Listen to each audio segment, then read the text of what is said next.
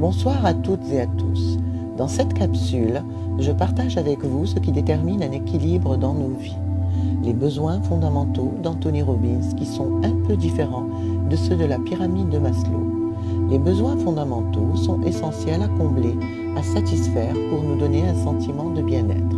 Derrière tout besoin se cache un manque et lorsqu'un besoin n'est pas assouvi, il va engendrer une émotion désagréable. Au début de nos vies, c'est à nos parents de satisfaire nos besoins, mais une fois adultes, c'est notre responsabilité de rétablir l'équilibre dans ces besoins-là, s'il y a eu carence dans l'un d'eux. En fait, c'est dans un besoin carencé que vient le problème, parce qu'il génère des stratégies de satisfaction excessives. Pour rentrer dans le vif du sujet, il y a 6 besoins fondamentaux. Les 4 premiers déterminent la personnalité de l'individu. Il cherche toujours un moyen d'être satisfait inconsciemment. Les 2 derniers ne sont pas toujours satisfaits automatiquement. Ils demandent plus de conscience, mais ils sont tout aussi fondamentaux car ce sont eux qui vont réellement nous rendre heureux.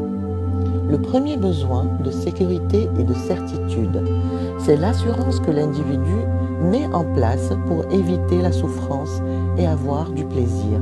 C'est la recherche du plaisir à court terme, c'est avoir un environnement confortable, se sentir protégé, savoir et anticiper les choses, et c'est en même temps cette fameuse zone de confort. Les gens y restent pour un besoin de sécurité, mais à quel degré ce besoin est nécessaire d'être satisfait? L'excès de sécurité va souvent conduire à l'ennui et à un profond sentiment d'insatisfaction, de stress et d'angoisse comme les habitudes et les routines. Le deuxième besoin va venir contrebalancer tout ça. C'est le besoin de variété et de surprise. C'est un besoin d'inconnu, de surprise et de nouveaux stimuli. C'est le sentiment de variété qui fait qu'on se sent bien, comme par exemple les challenges qui nous font évoluer, grandir, l'inattendu qui nous sort de notre zone de confort et bien sûr sortir de la routine et se remettre en question. Le troisième besoin, c'est le besoin d'importance. Nous avons tous besoin de se sentir unique, spécial et reconnu. Ça peut être le besoin d'amour aussi. Nous avons besoin de savoir que nous sommes prioritaires pour quelqu'un. Ce besoin va de pair avec le suivant, qui est le 4e besoin, d'amour et de connexion. Nous recherchons tous la connexion et espérons tous l'amour. Mais ce besoin à l'excès génère de l'attachement affectif. Nous avons besoin d'aimer les autres et d'être aimés. Les 2 derniers besoins, ce sont les besoins qu'on appelle les besoins spirituels. Le 5e étant le besoin d'épanouissement. Nous pouvons être satisfaits dans les 4 premiers besoins, mais il manquera toujours quelque chose qu'on ne sait pas vraiment décrire. C'est le besoin d'épanouissement qui nous permet de grandir. Nous avons besoin de découvrir et d'apprendre de nouvelles choses, de se développer et d'évoluer.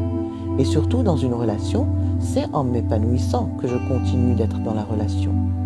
Le 6e et dernier besoin, le pilier de tous les besoins, c'est le besoin de contribution. C'est la satisfaction que nous participons à quelque chose de plus grand que soi. Et bien sûr, sans attendre de retour, comme par exemple le travail associatif ou autre. La contribution arrive en dernier, car c'est le pilier de tous les besoins, comme j'ai dit, non seulement parce que ça nous rend heureux, mais en plus, à lui seul, ce besoin satisfait tous les autres besoins en même temps. En contribuant, en aidant, nous avons la certitude d'être utiles et c'est valorisant. Nous nous sentons importants. Nous le faisons pour les autres et en plus pour nous. Et on va apprendre des choses sur soi, sur les autres, ou dans le domaine auquel nous avons choisi de contribuer. Voilà, c'était les besoins fondamentaux d'Anthony Robbins. N'hésitez pas à liker, commenter et partager cette capsule sur les réseaux sociaux. Et à très vite pour une prochaine capsule.